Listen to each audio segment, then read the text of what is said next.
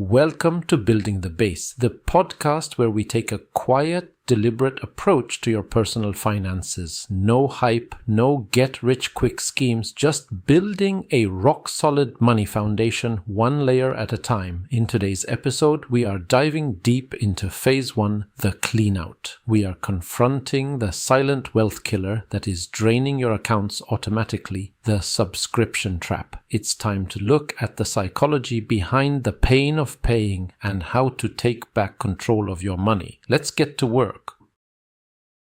You get your paycheck, you pay your rent, you buy your groceries. And if I were to ask you right now, you probably feel like you have a pretty firm grip on where the rest of your money goes, right? Right, yeah. Most people feel pretty confident about it. Yeah, it feels like a simple equation, money in, money out. But there is this quiet, totally invisible phenomenon happening in the background of your life. Just draining your wallet. Exactly. Draining it without you even realizing it. And look, you aren't bad at math. You're actually the target of a multi-billion-dollar psychological framework that's basically designed to completely bypass your rational brain. It really is. It's built that way on purpose. So our mission for today's deep dive is to unpack exactly how this modern economy is engineered to, make you spend money silently, automatically, and without conscious decision-making. We're drawing from financial research and behavioral psychology to understand the subscription trap and, more importantly, how to systematically dismantle it. Yeah, and I just want to say right up front, if you are listening to this and you feel a constant, low-level anxiety about recurring charges, For sure. or if you feel like your bank account just slowly leaks money every month despite your best efforts, you really need to know that this isn't a personal failure. Feeling overwhelmed by these charges is actually the intended result of a meticulously designed system. Okay, let's unpack this because the baseline statistics from the source material today really map out the sheer scale of this illusion. The numbers are pretty staggering. They really are. When financial researchers ask the average person how much they believe they spend on subscriptions every month, the number they confidently give is exactly $86. Right, just $86. Yeah. People do this quick mental tally like, okay, a video streaming service, a music app, maybe a digital news outlet, and they arrive at $86. But when researchers actually look at the bank statements, the actual average is $219 a month. Wow. Yeah, that gap, that perception gap is where the entire modern tech economy lives. It's massive. We really need to look closely at that discrepancy because a difference of $133 every single month is not a rounding error. I mean, when you run that math out, it translates to over $1,600 a year. Wait, $1,600? Yes, that is $1,600 of your income that is just vanishing in the blind spot between what you think you are spending and what is actually leaving your account. That is a completely invisible $1,600 a year. I mean, that's a vacation. That's a massive injection into an emergency fund. Absolutely. For an entire society to have their internal financial compass thrown off by that wide of a margin, I mean, something systemic has to be happening, right? We aren't all just individually forgetting how to add. No, not at all. We're experiencing the fallout of a fundamental economic shift that kind of happened right under our noses over the last decade. We've fully transitioned from an ownership economy to a rental economy. Right, because you used to actually own things. Exactly. Historically, a company had to convince you to make a new purchasing decision every time they wanted your money. You bought a movie on a physical disc. You bought a piece of software in a box. Yeah, I remember buying software in those giant boxes at the store. Right. But Wall Street values predictable, recurring revenue, way more than one-off sales. So industries had to figure out how to transition us from owning our assets to perpetually renting access to them. So we never stop paying. Exactly. We stream our entertainment, we rent access to our music libraries, we lease our cars, and we subscribe to our software. And to make that massive transition work, to get us to agree to rent our lives indefinitely, these companies had to deeply study human psychology. It kind of reminds me of a leaky pipe inside a wall. Oh, that's a good way to put it. Right. Like if a pipe bursts under your kitchen sink, you see the water pooling, you grab a towel, call a plumber, fix it immediately because the damage is highly visible. Yeah, it's right in front of you. But the subscription trap operates like a microscopic pinhole leak behind the drywall. You never hear the water dripping, you never step in a puddle. The mechanism is totally hidden, but at the end of the year, the structural damage to the foundation of your house is massive. Yeah, and the invisibility is the feature, not a bug. To hide the leak, these companies had to essentially engineer away the natural friction of spending money. They had to neutralize what behavioral economists call the pain of paying. Okay, I want to dig into the actual neuroscience of that because the source material goes into this fascinating detail about how our brains react to transactions. What's fascinating here is that it literally comes down to how your brain processes loss. When you reach into your pocket, pull out a physical $20 bill, and hand it to a cashier. Which honestly feels rare these days anyway. Right. But when you do, your brain registers that as a loss of resources. Neuroimaging studies show that handing over physical cash actually activates the insula. The insula. Yeah, it's a region of the brain associated with experiencing physical pain and disgust. Wait, really? So it hurts? It causes a literal registered moment of discomfort. Evolutionarily, losing resources is a threat, so the brain fires a warning signal to make sure you really want to make this trade. Okay, so it's a survival mechanism. But when a charge hits my credit card automatically on the 14th of every month, while I'm literally sleeping, there's no physical action. I'm not handing anything over. Precisely. Automatic digital payments bypass the insula entirely. You never make an active decision to hand over the money, so the brain never fires those warning signals associated with the pain of paying. So it's not that we're being careless, it's that our brains are literally being put to sleep during the transaction. That is exactly how it works.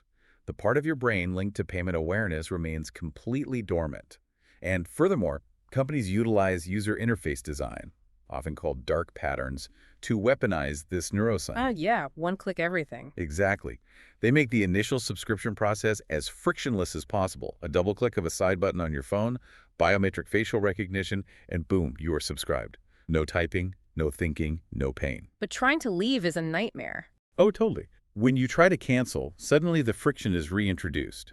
You have to navigate through hidden menus, call customer service during specific hours, or click through 4 screens asking if you are absolutely sure. Right, so they artificially remove the friction to bypass our brain's pain receptors on the way in, and then construct an absolute labyrinth of friction to keep us from leaving. Exactly. That definitely explains why we don't feel the sting of the purchase. But it doesn't quite explain why I don't care when I eventually see the charge on my credit card statement at the end of the month. Because even if I didn't hand over the cash, I'm still seeing the numbers. Right, but you're seeing small numbers. Yeah, it feels like we just compartmentalize small amounts of money differently than large ones. You are describing the second major psychological mechanism, which behavioral economists call mental accounting. This is basically how the brain categorizes expenses based on size and context to save cognitive energy. Okay, so how does that work for subscriptions? When a company prices a service at $9.99 a month, your brain immediately files that away into a mental folder labeled, small, irrelevant background noise. It categorizes it right alongside a fast food lunch or a couple of coffees. Because the individual number is small, it doesn't trigger any financial alarms during your monthly review. But the reality of mental accounting is that it completely blinds us to compounding math. Because $9.99 a month is actually $120 a year. Right. And nobody has just one of these services. If you stat 5 of those seemingly tiny, invisible $9.99 charges together, you were suddenly looking at $600 a year. Yep, $600. That is $600 leaving the account, entirely bypassing the brain's pain receptors, carefully categorized as irrelevant pocket change. The mental accounting trick isolates the monthly fee, so you are never prompted to evaluate the annual cost. The system basically trains you to only ever look at the $9.99 and actively discourages you from looking at the $120 or the $600. And the results of combining these two psychological manipulations are just staggering. They really are. The research shows exactly how effective this is. Currently, 42% of consumers have completely forgotten about at least one subscription they are still actively paying for. Almost half the population. Almost half. Paying for a phantom service. And because of that, the average consumer wastes over $320 a year on subscriptions they do not even use. It's wild. And look, I am definitely guilty of this. During the pandemic, I signed up for a monthly box of gourmet hot sauces. Oh, no. Yeah. I thought it would be a fun little culinary adventure, right? Well, 3 years later, I had a cabinet overflowing with unopened, increasingly dusty bottles of hot sauce. I didn't even like half of them. 3 years. 3 years. But because it was auto-billing a small amount every month, and I never had to physically hand over cash for it, I just let it ride. I was essentially funding a hot sauce warehouse in my own kitchen out of pure inertia. That is hilarious. But yeah, your hot sauce cabinet is a monument to the effectiveness of bypassing the pain of paying. And when a model is that effective at generating revenue from inertia, it doesn't stay confined to novelty boxes, and streaming apps. Right. Here's where it gets really interesting. If hacking our mental accounting works this well for a small entertainment app, there is zero chance the bigger industries aren't using the exact same playbook for much larger assets, right? Zero chance. Are we seeing this bleed into hardware and essential services? Oh, absolutely. We are seeing it infect almost every sector of the consumer market. Let's look at the software industry first. It used to be that if you needed a word processor or a creative design tool, you paid a one-time fee, installed it, and you owned the right to use that software indefinitely. Yeah, you bought it. It was yours. Now, the industry standard is to charge a monthly fee forever. And the sinister element of this shift is the leverage it creates. If you decide to stop paying that monthly fee, you don't just stop getting updates. What happened? You often lose access to your own files. You are effectively held hostage by your own data, forced to pay a perpetual ransom just to open your own past work. Okay, that is deeply unsettling. You're renting access to your own labor. But it gets even wilder when this jumps from digital files to physical objects. The research highlights how the automotive industry is currently running the exact same subscription playbook. Yeah, the automotive transition is perhaps the most aggressive example of the rental economy taking over physical hardware. First, the financing structures have shifted. The average new car payment in the U.S. has ballooned to over $700 a month. Over $700 just for the payment. Yes. Dealership financing and leasing models are meticulously structured to keep drivers in a continuous cycle of debt and monthly payments, trading in cars just as the terms end so they never actually own the vehicle outright. Yeah. But the industry is pushing even further into microtransactions on the hardware itself. Right, the digital padlock concept. A major European auto manufacturer recently faced massive backlash for testing monthly fees just to unlock physical features that were already built into the car you were driving. Exactly. They wanted to charge a monthly subscription fee to use the heated seats. Which is insane. The heating coils were already physically installed in the seats. The driver had already paid for the manufacturing and installation of that hardware when they bought the car. But the manufacturer placed a digital software lock over the hardware, requiring an ongoing monthly toll to activate it. It is exactly like buying a house, getting the deed, holding the keys, but having the builder install a digital coin slot on your front door. Yeah, perfect analogy. The door is there, you bought the house, but you have to insert a quarter every single time you want to use the handle. It's an absurd extraction model, but it highlights the endgame of the rental economy perfectly. The goal is a world where you own absolutely nothing, but you pay constantly for the privilege of temporarily accessing your own life. It really is. Yeah. And when you look at the sheer scale of this, from the invisible $9.99 apps to the $700 car payments and the hostage software, it naturally induces a sense of overwhelm. The system is vast, and it's working against human psychology at every turn. So how do you, the listener, actively fight back against a system this pervasive? I know if you're listening right now, the idea of untangling all of this might make you want to just close your eyes and ignore the leak. Totally understandable. How do we fix the pipe without feeling deprived or having to spend our weekends agonizing over complex budget spreadsheets? Well, the good news is you do not need a degree in finance, and you don't need to live a life of total deprivation to fix this. We can counter this psychological manipulation with a rigorous, objective, three-step framework designed to pull you off autopilot and restore your agency. Okay, let's walk through the framework. What is step one? Step one is to conduct a subscription audit.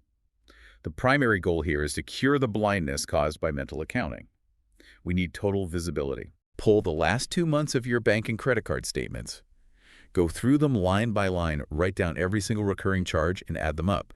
You have to force your brain to look at the actual total aggregate number in black and white, rather than the isolated individual charges. I will say, if doing this manually sounds like a tedious nightmare, you don't actually have to sit at your kitchen table with a highlighter and paper. There are some incredibly effective generic automated audit apps and financial management tools available now. Yes, those are great. You connect them to your accounts, they scan your transaction history, and they instantly flag every recurring charge and missed subscription for you. They do the heavy lifting of dragging that invisible math out of the dark and into the light without the manual data entry. Exactly. Using technology to audit the technology is a highly efficient approach. The method doesn't really matter, only the visibility does. Yeah. Once you have that comprehensive list and you are staring at your real number, which, remember, is likely closer to that $219 average than the 86 taters you thought. All right, we move to step two. Apply the 30-day rule. You look at every single subscription on your list and ask one incredibly simple, ruthless question. Have I used this service in the last 30 days? Not if not. If the answer is no, you cancel it immediately. Okay, I have to play devil's advocate here because this is where the emotional friction kicks in for a lot of people. Oh, sure. What if it's a gym membership that I am really, truly intending to start using next Monday? Or what if it's a specialty software program I might need next month for a freelance project? 30 days feels a little drastic when we are talking about our goals and plans. That hesitation is incredibly common, and it actually speaks to another layer of psychology, the aspirational self. We often subscribe to things not for who we are today, but for who we hope to be tomorrow. Ouch. Yeah, that makes sense. But you have to adopt a core philosophical shift right here. You are no longer paying for current value, you are paying for potential. And potential is wildly expensive. Cancel the service without judgment and let go of the guilt. That is a massive reframing. We view canceling as a permanent severing of a relationship, but it's really just turning off the tap. Exactly. If in 2 months you genuinely need that specialty software again, or you actually pack your gym bag and are standing outside the facility ready to work out, you can always resubscribe right then and there. That's very true. These companies have made it frictionless to sign up, remember. They will gladly take your money again when the service becomes genuinely useful to your daily life. But until that exact moment arrives, close the leak. Stop funding the potential. Okay, so we've audited the damage and we've stopped the bleeding with the 30-day rule. What is the final step to keep the pipe from bursting again? Step 3 is to set a subscription ceiling. This is how you protect your perimeter moving forward. You look at your overall budget and decide on a fixed, hard, maximum monthly spend for all your subscriptions combined. Okay, so a limit. Yes. Let's say you decide on $80, or perhaps $100, depending on your income. That is your absolute ceiling. From that moment on, if a new streaming service launches a show you really want to watch, or you want to try a new fitness app, you operate on a strict one-in, one-out policy. I like that. To sign up for the new service, an old one must be canceled to stay under your fixed limit. This forces active decision-making and completely eliminates that subscription creep, where those isolated $9.99 charges silently accumulate back into a mountain over time. It forces you to actually weigh the value of one service against another rather than just endlessly adding to the pile. But let's zoom out from the tactical framework for a second. So what does this all mean? We've talked about the neuroscience, the rental economy, and the three-step defense.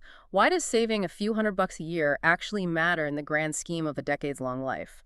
I mean, it's easy to dismiss $320 a year as just the cost of participating in modern society. It matters deeply because of the mathematics of opportunity cost. If we connect this to the bigger picture, every dollar that is silently siphoned away by a hidden subscription fee is a dollar that is not earning interest. Right.